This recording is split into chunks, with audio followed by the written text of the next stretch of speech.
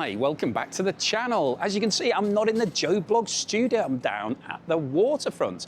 Now, anybody know where I am? Can you see anything behind me that you recognize? There's a big wheel there, there's lots of cranes, it's quite an industrial harbor, quite beautiful as well. Anybody know? Okay, I'll tell you where I am. I'm in Seattle in North America. I'm over here for a little while, so I thought I'd make a video because we have seen another serious escalation in the war in Iran. We've now had 13 consecutive nights of fighting, so I think we can safely say that the ceasefire is well and truly over. Now, the reason why the fighting has started again is that Iran is trying to control the Strait of Hormuz. It wants all vessels to have to register and get approval basically from Iran before they're allowed safe passage. And some ships have been attacked, and as a result of that, the USA stepped in and has tried to take out some of the military bases and some of the equipment that's being used to control the strait. Iran is now retaliating by hitting multiple US facilities based in the Middle East. So that's where the conflict started. But we've seen a really serious development over the course of the past week or so. So I'll take a little walk down towards the front, give you a little bit more view of the scenery. The really important development is that the Houthis, who are based in Yemen, which is down in the south of the Middle East, they have now got involved. Now, the Houthis are a military group that are fully financed and supported by Iran. That's where they basically get all of their funding from. So they're closely aligned. And what the Houthis have been doing, they've attacked a few Saudi Arabian vessels in the Red Sea. And why that's important is because the Red Sea leads down to the Suez Canal. Now, the Suez Canal was built in the 19th century as basically a shortcut for vessels to take when they're going from basically Asia to Europe. So it saves them having to go all the way around Africa. They used to have to go down past the Cape of Good Hope, and then it's a very long trip if you're going that way round. So building the Suez Canal, which is obviously needed to be wide enough and deep enough to take these large cargo vessels, building that took around about 2 weeks off the journey time for all of those ships. So clearly that's a big saving in terms of you don't have to pay for the extra fuel to go all of that extra distance. You don't have to pay for the people. You don't have to pay for the insurance. You don't have to pay for everything basically that's involved in transporting cargo. So the Suez Canal was a major development for global trade. And the fact that the Houthis have now got involved and are basically closing the Red Sea and effectively, therefore, the Suez Canal for safe transit of cargo ships means that there's going to be even further disruption than we've seen just from the Strait of Hormuz. As we've talked about multiple times before, the Strait of Hormuz usually carries around about 20% of the world's oil and LNG exports. So when it's closed, that means that all of those exports don't actually happen.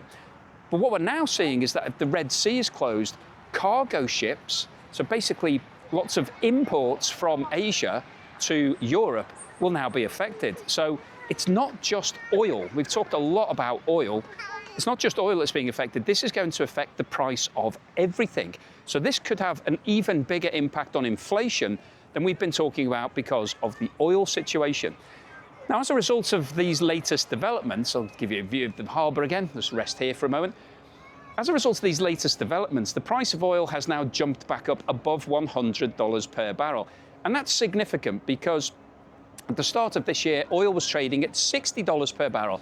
And actually the expectations for 2026 was that it was going to remain at those levels pretty much throughout the whole of the year because global trade was slowing. We're seeing a slowdown in China, and that's the second biggest economy in the world. So less demand from China meant that, I'll take a walk down these steps, I think. Will I? No, I'll take a walk down these steps. A slowdown from China meant that there's going to be less demand. And actually, one of the reasons why oil prices haven't actually gone to the predicted level of $120 or maybe even $150 is that China's actually pulled back on its purchases of oil over the past few months. And that's a combination of, firstly, the slowdown in the economy, so it doesn't need to buy as much. And secondly, it's also been drawing down on its own strategic reserves. So over the past 10 years, China has built up large reserves of crude oil. It doesn't produce its own crude oil, but it does have a big refinery network. So it's been drawing down on those reserves rather than paying elevated prices in the global market. So it's a smart move if you're China. You don't want to be buying oil at a time when the price is up. You'd rather wait until it comes back down and then fill your strategic reserves back up again. So China's been doing that, which has led to a reduction in demand for global oil. And as you'll know, simple economics tells us, when demand goes down and supply stays the same, then prices would normally go down. Now, supply hasn't been staying the same because obviously of the problems in the Strait of Hormuz, but it has offset, the reduction in demand from China has partially offset the reduction in supply. So that's why prices haven't gone as crazy as everybody expected. But these situations can't go on forever. We've also seen a release of strategic reserves from countries like the USA. The USA also has large reserves of crude oil for a rainy day, essentially. And Donald Trump has decided that now is a rainy day time. So they've been releasing their strategic reserves into the global market, not using them themselves, actually allowing it to be sold in the global market to offset some of the reduction in supply as a result of the problems in the Strait of Hormuz.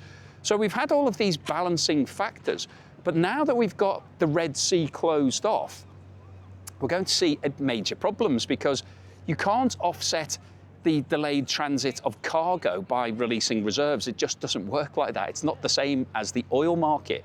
So what we will see is a delay in global trade, which means that basically things that have been manufactured in Asia or India or whichever, China, India, Philippines, doesn't really matter, Vietnam, all of those exports will be delayed because if they can't use the Red Sea and go through the Suez Canal, they're basically going to have to go divert those ships all the way around the Cape of Good Hope like it was back in the 18th century. That was really the only option before the Suez Canal was built. So we're sending the world back 200 years in terms of its global trade routes. So I'll just give you a bit more better view of the harbour here. Don't know if you can see the wheel. It's quite a nice view. If anybody's interested in Grey's Anatomy, I think Grey's Anatomy, a lot of it's based in Seattle Hospital, and things happen down at this harbour. So basically, we've got a situation where global trade is now going to be severely impacted. And that's not great, clearly, because it's going to push up inflation. And as we've talked about before, the problem with inflation is that central banks don't want it because it damages your economy. If you have long periods of high inflation, then it devalues the purchasing power of your currency, potentially actually reduces the exchange rate of your currency. It means people have less money to spend because they'll have less disposable income because essentials like fuel and electricity and just basic amenities like food will go up in price. So they'll have less money to spend on disposable income, such as going out to restaurants and bars or buying new clothes, buying new cars, going on holiday, all of those sorts of things. So elevated periods of inflation without a strongly growing economy means that you'll have a slowdown in your economy, and it becomes a vicious circle because then people have less money, they start saving more, they become more frugal, more cautious. And if prices continue rising during that environment, then you get a situation called stagflation, where your economy is stagnant, but you've still got inflation. And that is an absolute nightmare to fix. So none of the central banks want that to happen. But unfortunately, these external shocks that are now happening as a result of the conflict in the Middle East means that matters are pretty much outside of the central bank's control. They can move interest rates, but that doesn't fix the supply of goods coming from Asia to Europe or the supply of oil going from the Middle East to Asia. Now, if you're sitting in the USA, if you're here in Seattle, you might be thinking, well, why do we care whether Asia and Europe get their imports? That doesn't impact on us because we can use our own fuel. We can basically make our own goods. We don't, who's bothered if the delays in imports? But that's a very localized viewpoint because we live in a global market. Everything is global these days. So an oil producer in the USA doesn't just have the option of selling his oil to the US domestic market. Obviously, there's the option of selling it to somebody else, selling it overseas, selling it to China or Europe or whoever wants to buy it.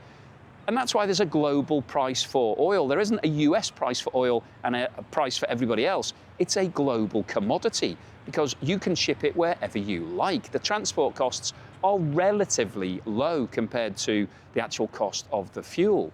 So it impacts on everybody, because when the price of oil moves, it moves globally. So if it's going up because there's a shortage in Asia or a shortage in Europe, then it pushes the global price up overnight. So the $100 per barrel price that I'm talking about at the moment impacts on every country. It's not just localized to those countries that are having shortages, because the market price is the market price. So that will impact on everybody. And it's the same with imports and other items and goods. So inflation very quickly spreads around the globe. And that's the problem that we are all facing at the moment. So I wanted to give you this update really just to make sure that you're in the picture, that the reason why the concern is rising now and everybody's becoming a bit more worried about the rest of 2026 is because this conflict hasn't just restarted, it's actually gone to a new level. The Houthis in Yemen have been threatening to get involved for some time, but that's purely been a threat. And I think markets and traders have discounted that threat as probably not going to happen. But it's now happening. It's happened. The Houthis have attacked some vessels, some Saudi Arabian vessels in the Red Sea area. And what that means is that all captains, all commercial vessels are now very worried. If I was running a ship, if I had a ship with 2 million barrels of crude oil on it, and somebody told me to take it through the Red Sea tomorrow, I probably wouldn't bother. I'd probably think, actually, I don't really want to take that job on. You know, I'm not being paid enough to potentially get blown out of the water by some Houthi missiles.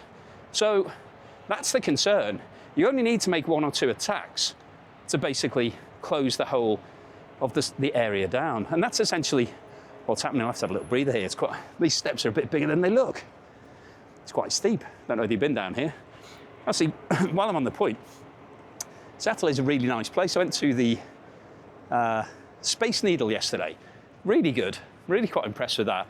For something that was built in 1962 for the World Fair, still stands up today as one of the best attractions that I've been to for a long time. Anyway, if you want to check that out, I've made some videos on Seattle, which I will be posting on the channel soon. So please look out for those at some point soon. But the point here is that we've now got conflict on 2 fronts. The Strait of Hormuz remains closed to the vast majority of traffic. 130 of these super tankers go through that stretch of water every day on a normal week. At the moment, maybe 1 or 2 are making it through. Not even that. I don't even think any of them are. Maybe the US is trying to escort a couple of vessels, but it really doesn't fill the gap that's being left in the global market. So that's a major problem in itself. But the fact that the Houthis in Yemen have now closed the Red Sea as well, this is an absolute disaster for global trade. So it will have an impact on oil prices. It will definitely have an impact on inflation. And I think if things continue as they are or potentially get worse, because the US has actually upped its bombing campaign in Iran, it's trying to take out all of the Iranian capability of closing the Strait of Hormuz. The problem with it, as we've seen in the conflict between Ukraine and Russia, is that you only need a few drones and a couple of drone operators to still cause chaos. One drone that hits a commercial vessel will stop most of the other vessels wanting to travel through that waterway. So even if the US takes out all of the sonar, all of the missiles, all of the radar, all of these bases, the naval facilities, I think a man with a drone can still cause the same problems as all of those facilities. Obviously, Iran can't fight back in the same way as you would have in a normal war situation. But actually, that's not the point here. Iran isn't trying to do that. It's not trying to take on the USA head-to-head to have a proper conflict, a real old-fashioned war, because Iran would get annihilated, and it has been annihilated to a certain extent. But it's not going down that road. It's trying a very clever alternative route of hurting the global economy, closing down these waterways to stop the transfer of goods and products and raw materials, which is pushing up inflation and really hurting the economies of the USA and all of the other big countries. So that's it's a guerrilla tactic. It's how does David defeat Goliath in terms of the war? You have to come up with a different approach. When David and Goliath, that old story with the slingshot, when he took out a stone and killed the giant with a slingshot, he wasn't trying to fight the giant pound for pound, because he would have been absolutely annihilated. There's no chance. But he tried something a bit more clever and won the battle. And that's what Iran's trying to do. They're trying to hurt the US economy by doing things in a different way. And that's very difficult to actually stop. You know, militarily, you can't stop every single guy with a drone because Iran is one of the biggest producers of drones globally. They've actually been providing a lot to Russia that have been used in the war in Ukraine. So they've got millions of drones, and it only takes a few to cause chaos. So we've got that, and we've also got now the situation with the Houthis in Yemen, which is a new war front. You know, if the USA wants to start taking out all of the Houthis, it's going to have to divert a lot of its attention and effort and spending and military power to that area, and that's going to deflect away from Iran. So the whole thing's an absolute nightmare. So I wanted to bring you up to speed to make sure that you were fully in the picture. What's going to happen? It's hard to say. It's hard to see an end to this conflict and a sort of peaceful settlement. It's going to be a very difficult one because, as we've said many times before, these two parties are at completely opposite ends of the spectrum. The USA wants Iran to sign up to stop all of its enrichment of uranium and developing potential nuclear weapon capabilities. Iran says that that's one of its sovereign rights, that it wants to do it to set up more nuclear power stations, to create electricity for its people. So that's a fundamental viewpoint that's at opposing ends. And there's a whole host of other issues that are going to be very difficult to get the two parties to agree on. So it's hard to see an end to the conflict, which means it's hard to see an end to this disruption, which means the rest of 2026 is looking very shaky. We're already seeing the markets starting to react. Oil markets are up. Stock markets are very wobbly at the moment. AI boom seems to be coming towards an end. What's the rest of this year look like? Turbulent, I think. It's going to be a period of lots of ups and downs. So I'll keep you posted throughout the whole of these developments. If there's any further news, I'll let you know and maybe let you see a little bit more of this beautiful harbour down in Seattle, or maybe I'll go somewhere else. I'm actually travelling around in North America. So you might see me at a different location sometime soon. Hopefully you will. Please keep watching for that. If you've liked what I've said today, then please give me a thumbs up. Please subscribe to the channel if you haven't done so already. If you can see the hype symbol, I think it's like a little diamond that's just next to the thumbs up underneath this video. If you can see that, please press it because it will promote this video to more people and just get a bit more exposure and just help me out. So if you could do that, that'd be fantastic. Thank you for watching this video all the way through to the end. I'll see you again on the next.